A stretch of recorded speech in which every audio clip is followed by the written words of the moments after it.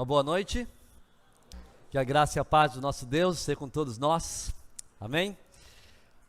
Você já teve a experiência de ter que mudar de cidade e, consequentemente, ter que encontrar uma nova igreja, procurar uma igreja? Se já teve ou já teve que orientar alguém a fazer isso, quais foram os critérios que talvez você tenha considerado para encontrar uma igreja? Talvez tenha sido a proximidade, que não é o melhor critério, né? Mas quais talvez tenham sido outros quesitos que você considerou para encontrar uma igreja? Que requisitos devemos considerar? Quais as características de uma igreja que temos que levar em conta? O que é uma igreja saudável? Como é que nós podemos definir biblicamente o que é uma boa igreja, o que não é uma boa igreja? Onde é que nós podemos encontrar orientações a esse respeito? Com toda certeza, na palavra de Deus. Então, abra a sua Bíblia, por favor, em Apocalipse, capítulo 2. Hoje nós estamos iniciando uma série de mensagens baseadas nas cartas que Jesus mesmo direcionou às 7 igrejas do Apocalipse. E nessas cartas nós encontramos características de uma boa igreja. Nessas cartas, como a de hoje, que nós vamos olhar, especialmente do versículo 1 a 7, aqui em Apocalipse capítulo 2, nós vamos encontrar algumas marcas de uma igreja que realmente agrada o Senhor, porque é o próprio Deus falando, é o próprio Senhor Jesus falando sobre uma igreja. Então nós vamos prestar atenção nesses versículos, hoje vendo essa carta que foi direcionada à igreja de Éfeso, e vamos ler então os versículos de 1 a 7, lembrando que nessas mensagens, do versículo 1 aqui do capítulo 2, e também até o final do capítulo 3, nós encontramos cartas direcionadas a 7 igrejas da chamada Ásia Menor, hoje uma região conhecida como parte da Turquia. E nessas cartas nós vamos encontrar aqui uma abordagem de avaliação que Cristo faz das igrejas, mas que ao mesmo tempo que ele faz das igrejas, ele está fazendo também uma radiografia da vida cristã. Ou seja, não podemos pensar só assim de forma de grupo, de corpo, mas também devemos pensar como indivíduos, como crentes no Senhor. O que é ser um bom crente? O que é ser uma boa igreja na perspectiva do Senhor Jesus? Então nós vamos ver nessas cartas o desejo do nosso Senhor a respeito de suas igrejas. O que Deus espera das suas igrejas, consequentemente daqueles que o seguem. Leiamos então Apocalipse capítulo 2, versículos de 1 a 7. Ao anjo da igreja em Éfeso escreva: essas são as palavras daquele que tem as 7 estrelas em sua mão direita e anda entre os 7 candelabros de ouro. Conheço as suas obras, o seu trabalho árduo e a sua perseverança. Sei que você não pode tolerar homens maus, que pôs à prova os que dizem ser apóstolos, mas não são, e descobriu que eles eram impostores. Você tem perseverado e suportado sofrimentos por causa do meu nome, e não tem desfalecido.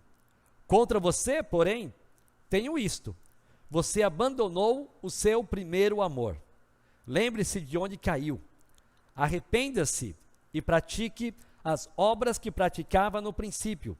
Se não se arrepender, virei a você e tirarei o seu candelabro do lugar dele. Mas há uma coisa a seu favor: você odeia as práticas dos nicolaítas, como eu também as odeio. Aquele que tem ouvidos, ouça o que o Espírito diz às igrejas. Ao vencedor darei o direito de comer da árvore da vida que está no paraíso de Deus. Vamos orar. Senhor, nós pedimos a Tua graça para que possamos entender o texto que nós acabamos de ler e também para que saibamos fazer uma autoavaliação de nossas vidas, bem como também da nossa igreja. Nos ajude a estarmos focados na Tua vontade, entendendo quem é o Senhor e também percebendo nitidamente aquilo que o Senhor considera como marcas de uma igreja saudável, o que devemos fazer, o que não devemos fazer. nos abençoe nesse tempo de estudo da Tua Palavra e que o Senhor receba a glória nesse culto que estamos oferecendo ao Senhor. No nome do nosso Senhor Jesus. Amém. Nós temos aqui a primeira das 7 cartas do Apocalipse. Temos então João como mensageiro de Jesus para aquelas igrejas. E aqui no versículo 1, nós temos a expressão: ao anjo da igreja em Éfeso, escreva. Ou seja, essa expressão nos ajuda a lembrar que nós temos aqui os representantes das igrejas, chamados de anjos. Aqueles que são responsáveis espiritualmente pelas igrejas, chamados aqui de anjos. A palavra anjo significa mensageiro. Agora, nós falamos da última vez que é um pouco difícil de dizer quem exatamente são esses anjos, mas que uma possibilidade muito aceitável é que nós entendamos que sejam os pastores, os homens, líderes dessas igrejas. Sim, é verdade que em nenhum outro lugar do livro de Apocalipse a palavra anjo é usada nesse sentido, mas não faz sentido um ser angelical estar recebendo uma carta para ser explicada à igreja, à comunidade de fé, aos homens, aos seres humanos que se reúnem em tal cidade. Entendemos então que seja aqui o seu representante, o seu pastor, aquele líder espiritual. Agora, temos aqui a seguinte expressão: a igreja em Éfeso, o que já fica evidente que as 7 cartas foram direcionadas a igrejas locais, igrejas semelhantes à nossa, de certa maneira. Somos uma igreja batista que se reúne num bairro chamado Cachoeirinha. Nós somos uma igreja que se reúne aqui para adorar o Senhor, edificando a vida uns dos outros mutuamente, adorando o nosso grande Deus. As igrejas, nesse sentido, são bíblicas.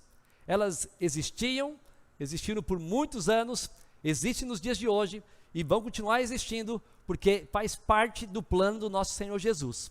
Logo, eu e você temos que participar de uma congregação, devemos fazer parte de uma igreja, porque isso faz parte dos planos de Deus. E essa igreja em específico estava em Éfeso. Éfeso é aquela cidade que você já sabe que recebeu uma carta escrita pelo apóstolo Paulo. Paulo escreveu aos Efésios. Então, anos depois daquela carta, algumas décadas aqui, agora está recebendo uma carta direcionada diretamente pelo Senhor Jesus. Agora, vale lembrar que Éfeso era uma cidade importantíssima daquela época.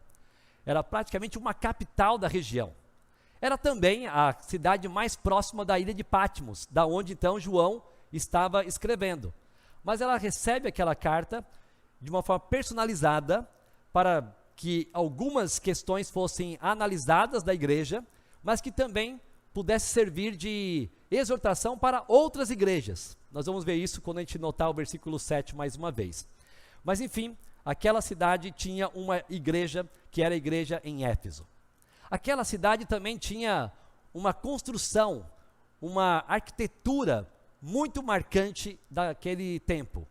Nós tínhamos ali uma das chamadas 7 maravilhas do mundo antigo, que era o templo da deusa Diana, o templo da deusa Artemis, que era a deusa dos Efésios. Era uma grande construção, era algo impactante para os olhos, as pessoas ficavam impressionadas, havia uma grande adoração para essa deusa ali em Éfeso. Mas nem mesmo a adoração a Diana poderia impedir que o evangelho pudesse chegar até lá, porque as portas do inferno não poderiam prevalecer à igreja que o Senhor Jesus estava edificando. Então lá mesmo, no meio de adoradores de deuses como o da Diana, ainda assim o Senhor estabeleceu uma igreja ali. E Paulo foi um dos seus primeiros pastores, de certa forma. Por 3 anos, Paulo ficou lá na sua 3ª viagem missionária, ensinando, pregando, discipulando aqueles irmãos. Um tempo depois, Timóteo recebe também o ministério pastoral em Éfeso. E Paulo escreve cartas para esse pastor Timóteo, a 1ª e 2ª carta, e ele estava então pastoreando a igreja em Éfeso. A tradição diz também que depois de Timóteo, o próprio apóstolo João, esse que está na ilha de Patmos, esse que escreveu o Evangelho de João, que escreveu as 3 epístolas, 1ª, 2ª e 3ª João, que escreve Apocalipse, também foi pastor em Éfeso. Olha, essa igreja não podia reclamar dos seus pastores. Paulo, Timóteo e João. Mas ainda assim tinha problemas. Isso mostra que não basta ter bom pastor, que não é o seu caso aqui, né? Tudo bem. Mas mesmo tendo excelentes pastores, uma igreja ainda pode ter problemas. Porque são as pessoas que decidem o que fazer com as informações que são ensinadas e pregadas. Isso, de certa maneira, é uma esperança para todos nós em vários aspectos da vida, como, por exemplo, na área familiar. Você, pai, pode estar ensinando o seu filho, você, pai, pode estar discipulando o seu filho, você, mãe, está ali aconselhando os seus filhos, e ainda assim eles são responsáveis por lidar com aquilo que você está passando para eles. Não quer dizer que a falha tenha sido somente sua, pode ser que eles, ao ouvirem, não deram a atenção que deveriam. Como a igreja de Éfeso, que com certeza deve ter ouvido excelentes pregações e ensino por meio de Paulo, por meio de Timóteo, por meio de João, e ainda assim tinha algumas dificuldades, alguns problemas. Nós vamos ver então agora 6 aspectos de uma mensagem de Cristo para a igreja de Éfeso. Uma igreja sem amor. Podemos então, de certa forma, entender aqui como o título da mensagem, uma mensagem de Cristo para uma igreja sem amor. E vejamos então esses 6 aspectos aqui. Primeiramente, o primeiro aspecto é a descrição de Cristo. Cristo se descreve, se apresenta à igreja em Éfeso. O que é interessante porque isso já ensina que toda igreja, para que possa aprender a reconhecer as suas falhas e também identificar as suas virtudes, primeiro precisa ter uma visão correta de quem é o seu Senhor. É por isso que no capítulo 1, nós vimos aquela descrição especial de Cristo, onde João descreve toda aquela visão que ele teve, para então agora começar a se dirigir a cada uma das igrejas. De certa maneira ele estava dizendo o seguinte: precisamos entender quem é Jesus, para que sejamos boas igrejas. Precisamos entender a majestade, a grandeza, a soberania do Senhor Jesus, para que sejamos bons crentes. Ou seja, crentes que vivem de forma medíocre, vivem assim porque não enxergam Cristo como deveriam enxergar. Não têm a compreensão da grandeza do seu Senhor. Consequentemente, vivem do seu próprio jeito, à sua maneira. Uma igreja, para ser uma igreja forte, precisa ter o reconhecimento da grandeza de Cristo. Então, no capítulo 1, nós vimos isso. Agora, cada uma das igrejas vai, de certa forma, receber uma descrição de Cristo.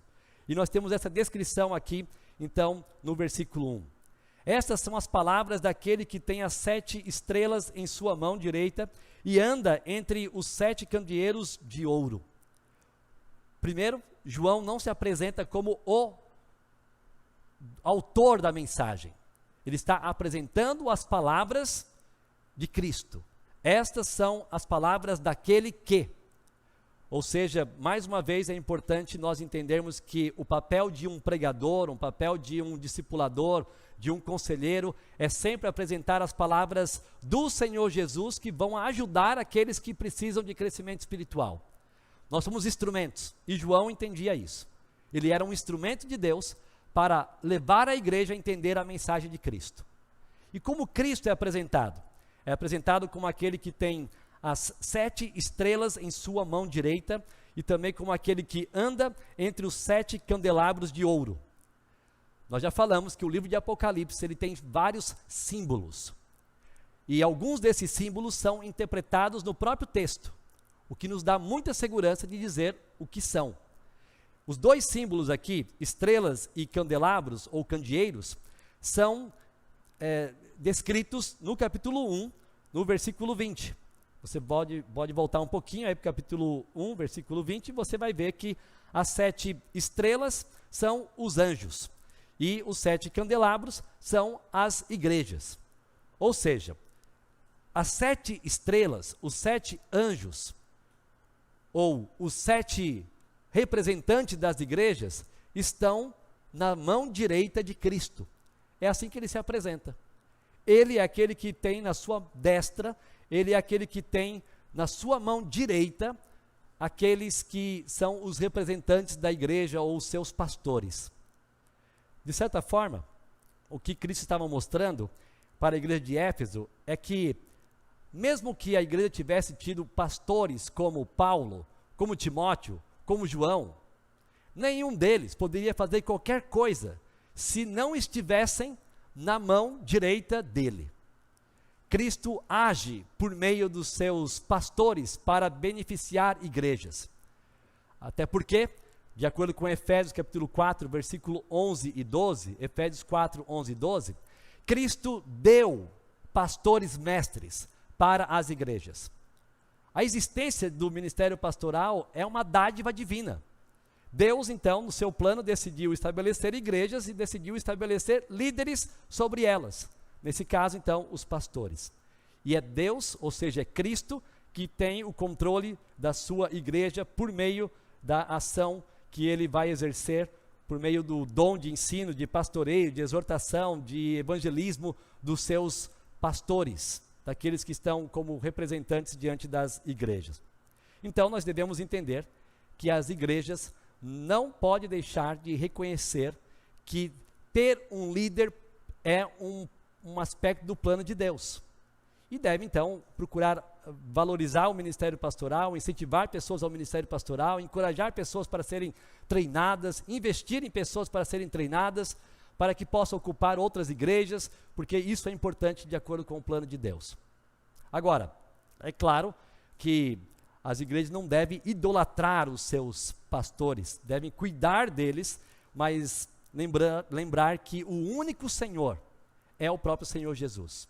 É Ele que tem o controle da sua igreja. É Ele que tem as 7 estrelas em sua mão direita. E também Ele anda entre os 7 candelabros de ouro. Jesus, Ele não só está no meio das 7 igrejas, consequentemente qualquer outra igreja, uma vez que o número 7 em Apocalipse lembra da plenitude, do aspecto de ser completo. 7 igrejas que representam todas as demais. E assim então, Cristo está no meio de todas elas, cumprindo aquela sua promessa mencionada na grande comissão, registrada lá em Mateus capítulo 28, versículo 20. Eu estarei sempre com vocês, até o fim dos tempos. Cristo se faz presente no meio da sua igreja. Parece que a gente não lembra disso. Parece que a gente chega para um culto e vê um irmão aqui, um irmão ali, e amém, é bom vê-los, mas Cristo se faz presente no meio da sua igreja. Nós estamos aqui cultuando a Ele, sabendo que Ele está aqui. O Senhor Jesus, onipresente, acompanha o dia a dia daqueles que o servem, das igrejas que o adoram. E ele estava lembrando isso para a igreja de Éfeso. Estou no meio de vocês. É por essa razão que eu conheço as suas obras. Porque eu sei o que está acontecendo. Eu conheço o que vocês fazem. É por isso que Cristo estava na posição única e exclusiva de dizer exatamente o que estava acontecendo com a igreja de Éfeso. Ele podia dar o diagnóstico preciso. Ele podia julgar perfeitamente. Por quê? Aquele que tem as 7 estrelas na sua mão direita e anda no meio dos 7 candelabros, ou seja, as igrejas. Ele é o supervisor divino das igrejas. Toda igreja, então, deve se lembrar de quem é o seu Senhor, Cristo Jesus. Quando melhor entendemos quem é Jesus, melhor ouviremos a sua mensagem. Quanto mais entendemos quem é o nosso Senhor, nosso Salvador, mais teremos ouvidos para ouvir o que Ele tem para nós. Infelizmente, muitas pessoas não estão ouvindo a mensagem de Jesus porque não reconhecem a sua grandeza, sua soberania, a sua majestade.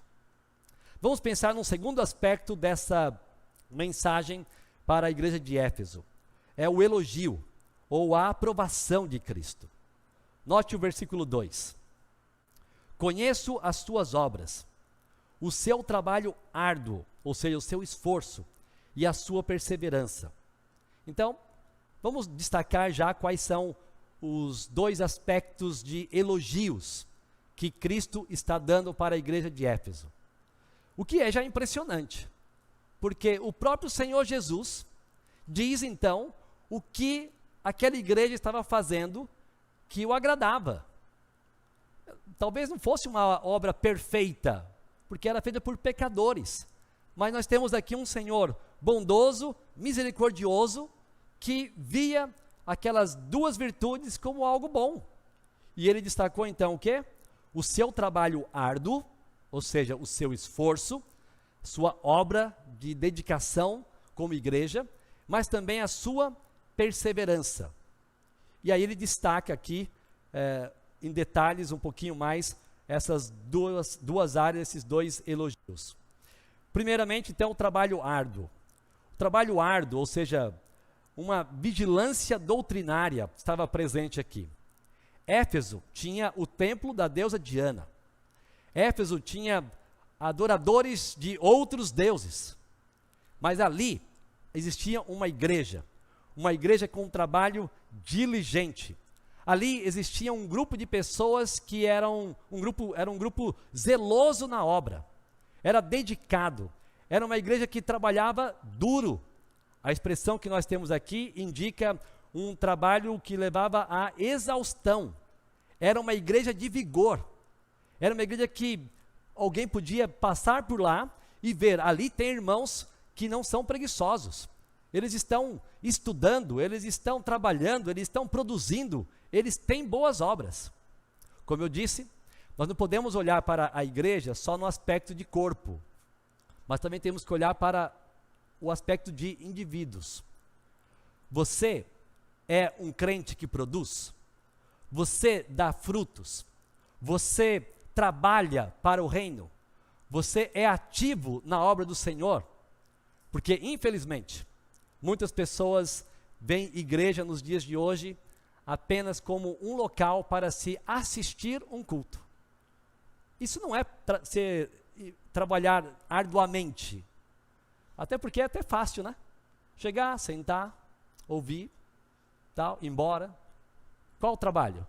Sim, é importante congregar, é importante querer ouvir da palavra, é importante estar em comunhão com outros irmãos, mas quando a gente começa a ver a adoração como algo ativo, o envolvimento com outros irmãos como algo ativo, então você começou a já trabalhar. Então não é só chegar e sair, temos que ter envolvimento. E a igreja deve ter essa marca, como Cristo exaltou aqui na igreja de Éfeso. A igreja em Éfeso, ela trabalhava arduamente, porque ela estudava a palavra de Deus. Eles eram conhecedores da sã doutrina. Eles eram capazes de identificar ensinos heréticos, falsos. Mas como é que eles podiam fazer isso? Porque trabalhavam, estudavam, gostavam de conhecer a palavra de Deus. Então, a igreja em Éfeso não aceitava qualquer pessoa como seu pastor, como seu líder, como seu apóstolo. Possivelmente até porque eles tinham boas referências. Paulo, Timóteo, João, não dá para ser qualquer um aqui não. Era nível elevado. Mas ainda assim, tinha alguns tentando ser apóstolo lá. E aí aquela igreja não aprovou isso. O que isso nos ensina é que uma boa igreja, ela tem uma sã doutrina, ela defende a sua fé, ela identifica erros teológicos, ela não abraça qualquer coisa, ela não canta qualquer música porque tem erros teológicos, ela não se aprecia, ela, melhor dizendo, não aprecia mensagens que se desvirtuam da palavra. Ela não quer saber de homens que se auto-intitulam, seja pastores ou apóstolos, porque não é assim. Apóstolos eram um grupo específico. Tem um monte de apóstolos por aí hoje, mas não é isso que a palavra de Deus fala. Era um grupo específico, que conhecia Cristo, que foi testemunha da ressurreição dele. E aquela igreja em Éfeso, então, falava, opa, aqui não. E isso fez com que Cristo elogiasse a atitude da igreja. Uma atitude boa. Eles não eram aqueles que abraçavam qualquer tipo de doutrina. Para dar um exemplo melhor, o próprio texto à frente, no versículo 6, dá uma olhada.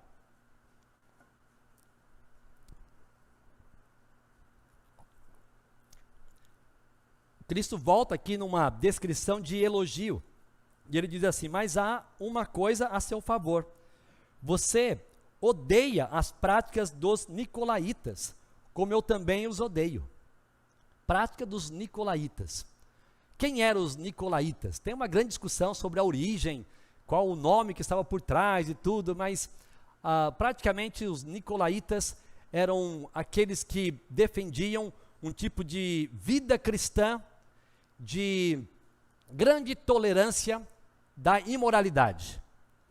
Era um mundanismo no meio da igreja. Os nicolaítas, eles eram muito tolerantes com a imoralidade, eles aceitavam a imoralidade como algo que podia ser praticado por qualquer pessoa que pudesse falar que cria em Jesus, mas não tinha nenhum problema. Em outras palavras, você não tinha que mudar muito a sua vida em relação ao mundo que você vivia. Será que isso é algo que existia só lá e ficou? Pode ser que nós não chamamos de nicolaítas, mas hoje, século que nós estamos, ainda temos nicolaítas de alguma maneira. São aqueles que vivem no meio da igreja, mas que não se importam com a pureza, não se importam com a santidade, não se importa com o viver de forma agradável a Deus nos seus aspectos de desejos sexuais, do cuidado do seu corpo e assim por diante. Então, quem são os nicolaítas dos dias de hoje? Os nicolaítas dos dias de hoje são aqueles que têm namoros, mesmo que falam que são crentes, mas que têm namoros promíscuos, que não podem fazer o que fazem na presença de outras pessoas, como dos seus próprios pais ou de outros irmãos em Cristo. É fácil definir os limites de um namoro. Se você não pode fazer o que você gostaria de fazer com seu namorado ou namorada na presença de outras pessoas, o que passou disso é imoral. Só que, infelizmente, talvez seja uma das áreas mais mundanas que crentes tenham entrado e abraçado. É justamente estilos de namoro de alguns crentes. Mas não pode.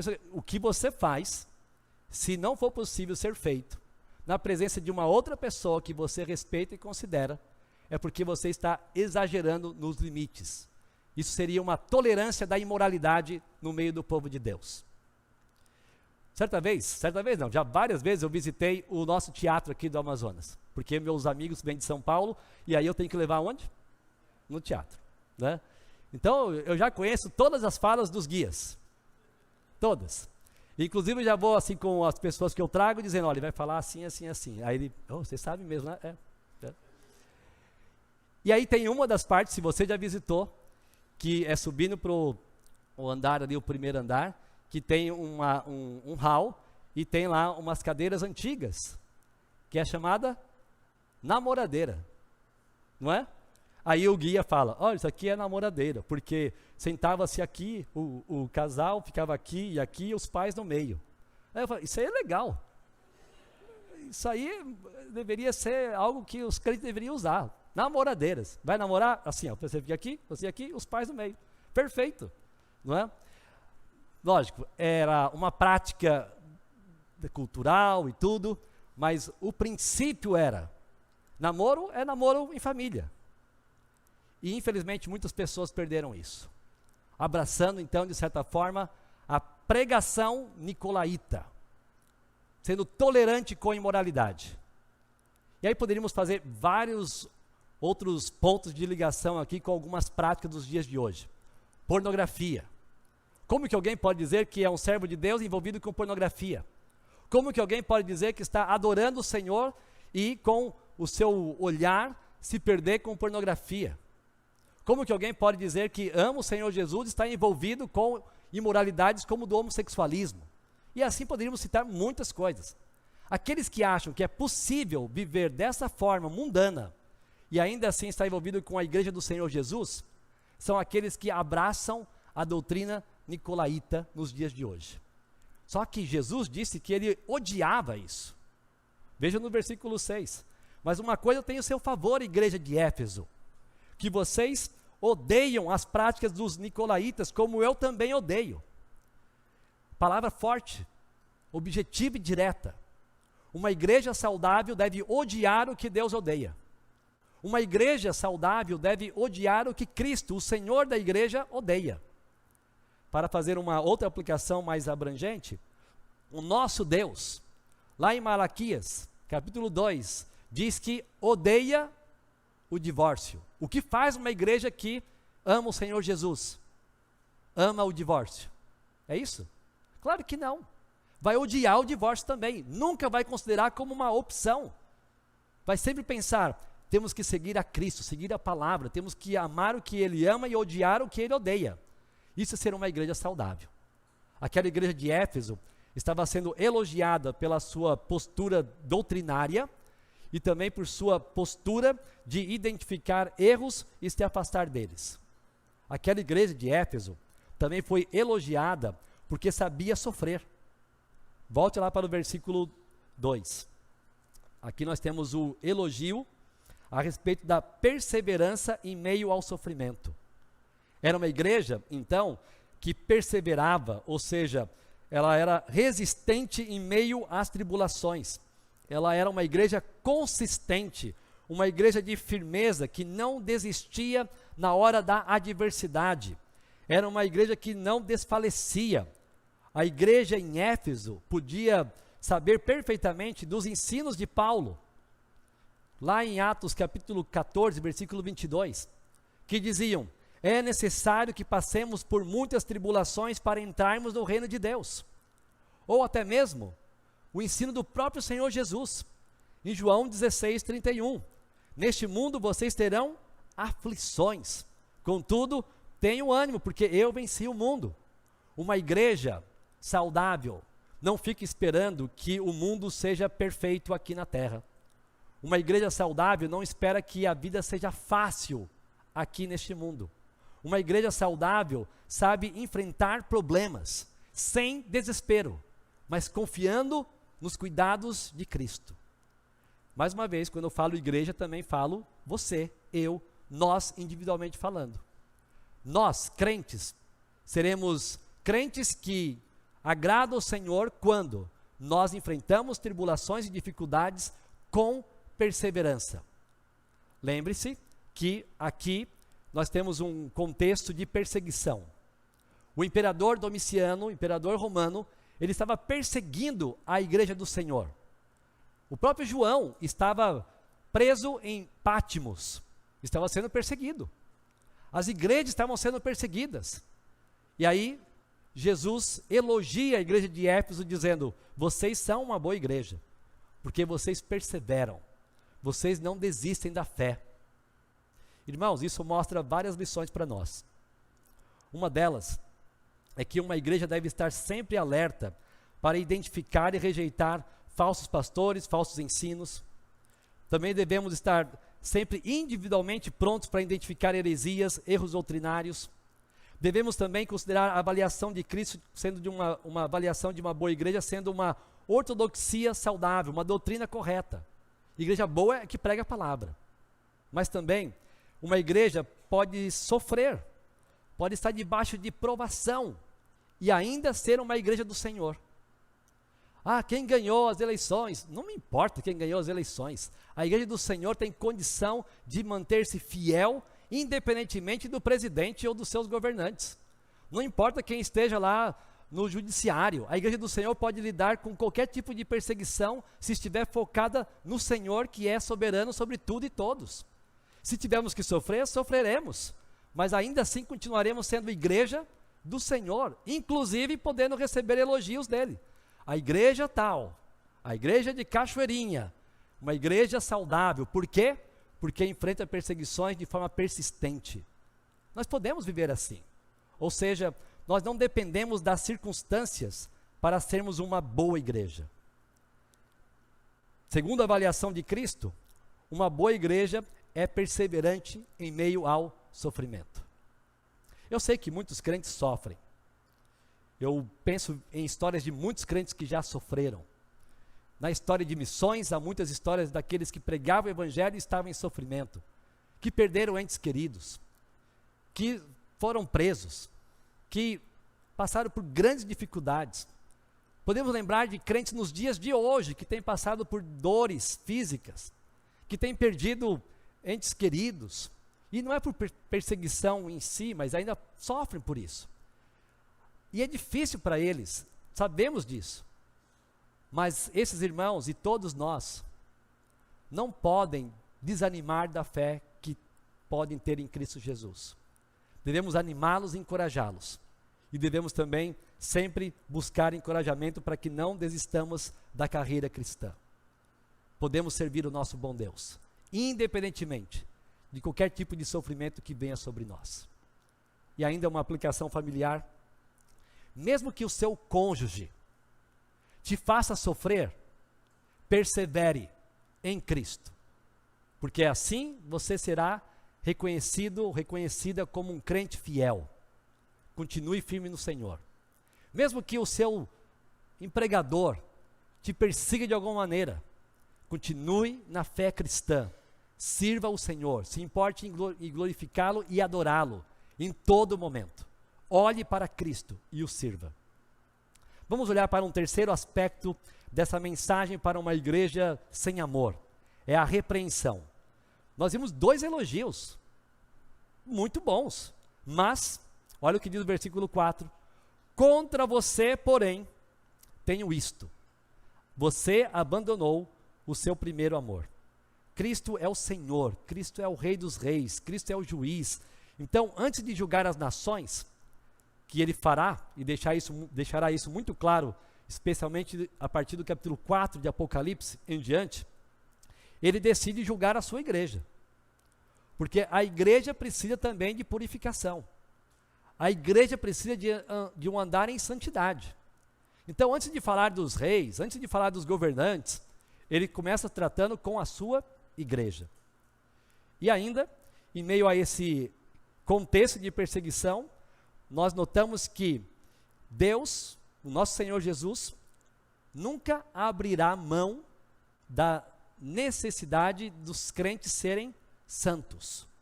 Não importa a luta, não importa a perseguição, crentes no Senhor Jesus devem sempre se preocupar em andar em santidade, sempre, apesar das dificuldades da vida. É o que Cristo então quer da igreja, santidade. Por isso que ele adverte contra aquela situação. Muitas das pregações dos dias de hoje são pregações chamadas pregações de teologia coaching. Aquela teologia que só pensa em encorajar, animar, de trabalhar a autoestima e coisas assim. Há pouco tempo, estive com alguns colegas meus em outro estado, outra cidade, e eles estavam me falando que uma pessoa saiu lá da igreja anos atrás, porque o pastor parecia que só pregava miséria. Aí ele saiu. E hoje ele é um pregador coaching, famoso. Nem vou dizer o nome dele, porque ele pode assistir, né? Mas é um famoso. Mas saiu de lá, da igreja desse colega, que eu conheço muito bem, e que simplesmente prega as escrituras. Mas este homem dizia que aquela igreja só pregava miséria. Só pregava pecado, exortação e tudo. Então, é isso mesmo. Se ele estivesse aqui, eu acho que ele ia sair também. Aí, então, as pessoas querem ouvir essas coisas. Só de mensagens de exaltação do eu, do ego. E não querem ouvir mensagens como a de Cristo. Contra você, porém, eu tenho algo a dizer. O próprio Cristo adverte pecado. E aqui ele disse. Agora, de forma bem interessante, Cristo, ele nos deixa um bom exemplo. Porque se há alguém que poderia tratar uma pessoa, uma igreja, diretamente com uma palavra dura, seria o próprio Cristo, o Senhor da igreja. Mas primeiro ele elogia. Olha, vocês estão fazendo isso aqui muito bem, mas agora também tem alguma coisa contra vocês. Eu acho que isso aqui nos dá um bom método de confrontação entre irmãos. Quer falar alguma coisa do seu irmão? Primeiro elogia ele. Agora, se você ficar me elogiando muito e depois vier, contra ti, porém, aí agora já vem, não é? Mas pelo menos, veja o que Cristo fez. Ele é um Senhor da igreja amoroso, misericordioso, reconheceu aquilo que devia ser reconhecido, anima, encoraja, mas ao mesmo tempo confronta. Porque a igreja é isso. A igreja deve ter palavra de ânimo, de encorajamento, mas a igreja também tem que pregar contra pecado. E assim Cristo fez com aquela igreja de Éfeso. E disse que o problema deles é que eles tinham abandonado o primeiro amor. Era uma igreja de trabalho árduo, era uma igreja de sã doutrina, era uma igreja de perseverança, mas estava falhando com o amor. Sabe o que isso nos ensina? Que fazer algo para o Senhor é importante, mas não podemos fazer de qualquer jeito. Devemos fazer com a motivação certa. Se nós não fizermos o que temos de fazer como uma expressão de amor a Cristo e aos nossos irmãos, podemos fazer muita coisa, mas é barulho, como Paulo diz em 1 Coríntios 13, porque sem amor não faz sentido.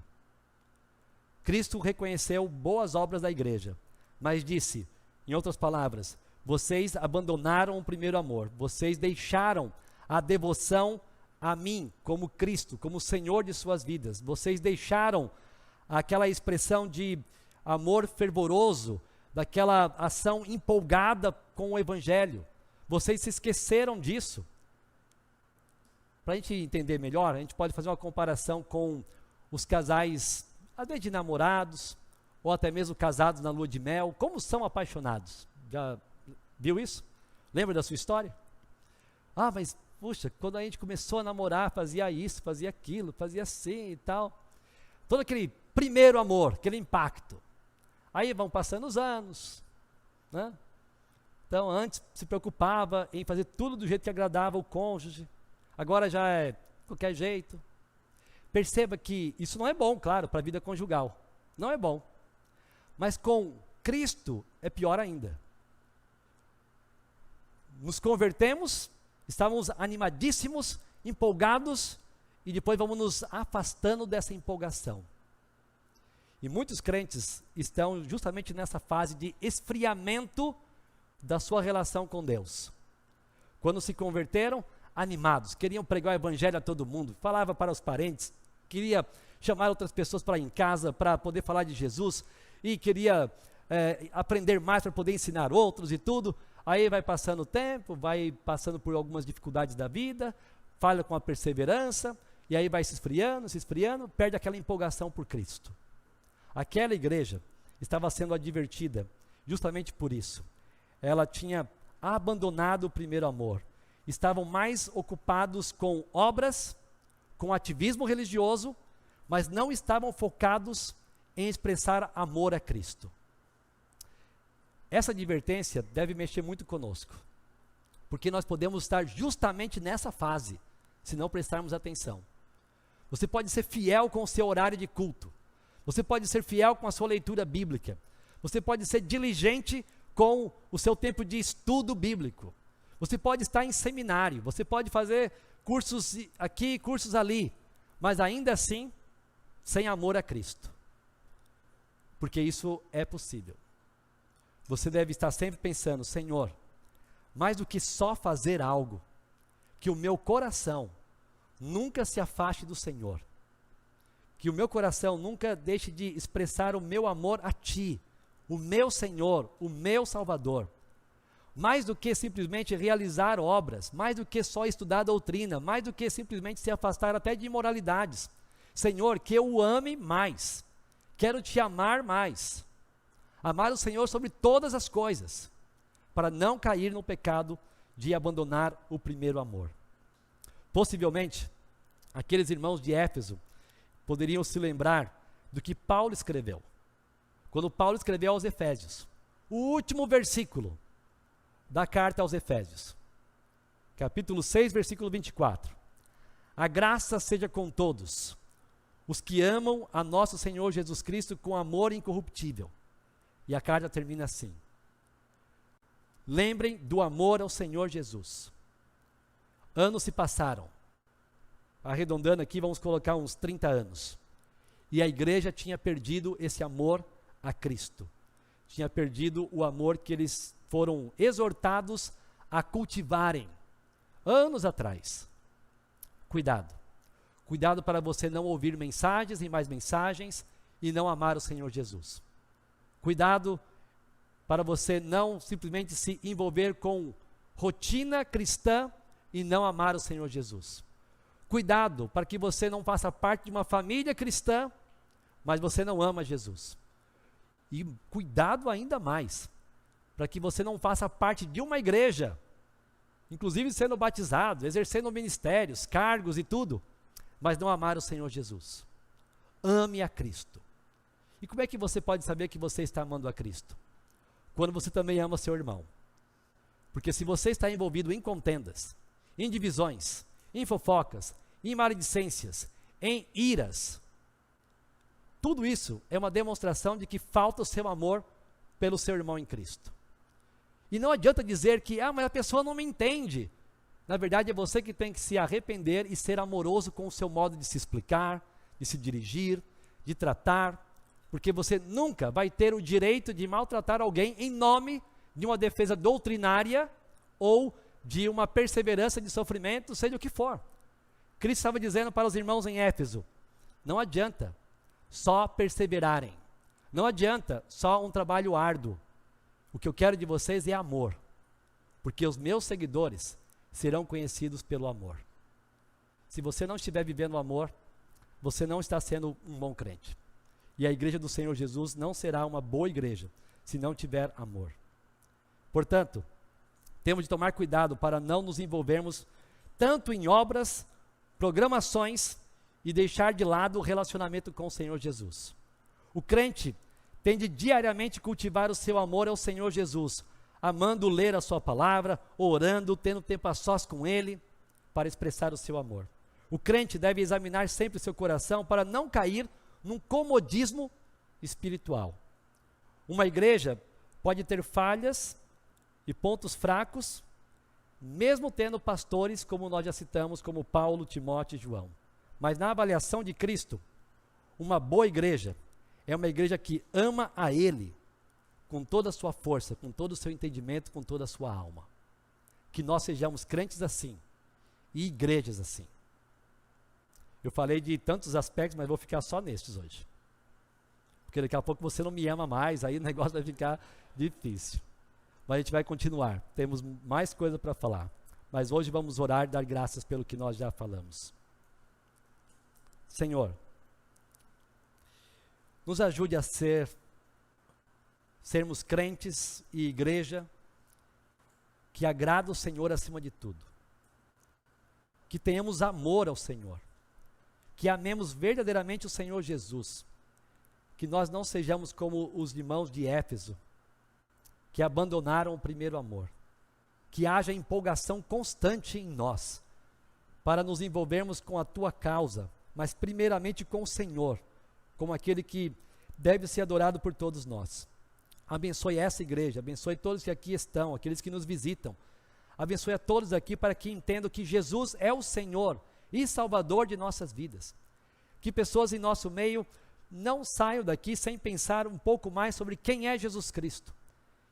E também, ó Deus, não permita que saímos daqui tentando simplesmente resolver os nossos problemas por nós mesmos, mas que busquemos mais de Cristo e da sua graça, para que vivamos para o Senhor. No nome do nosso Salvador, o Senhor Jesus, é que nós oramos. Amém. Amém, que é o nosso viver.